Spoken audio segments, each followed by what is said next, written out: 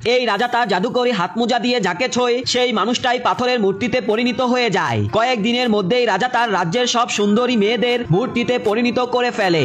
একদিন এক প্রেমিক প্রেমিকা মহলের পাশ দিয়ে যাচ্ছিল। এতগুলো পাথরের মূর্তি দেখে তারা থমকে দাঁড়ায়, কারণ মূর্তিগুলো তাদের কাছে অদ্ভুতভাবে বাস্তব আর সুন্দর মনে হচ্ছিল।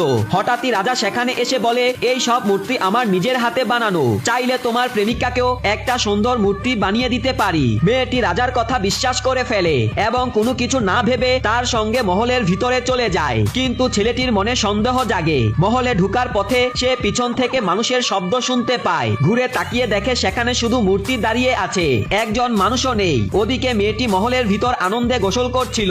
হঠাৎ সে পানির ভিতর এক মেয়ের ছায়া দেখে, যে তাকে বলে, তুমি এখান থেকে এখনই পালিয়ে যাও। কথাটা বলে ছায়া হঠাৎ অদৃশ্য হয়ে যায়। মহলে ঘোরাঘুরি করার সময় ছেলেটি খেয়াল করে যে একজন চাকর তাকে অনুসরণ করছে। সে চাকরটিকে ধরে জিজ্ঞেস করে, তুমি আমার পিছন পিছনে কেন আসছো?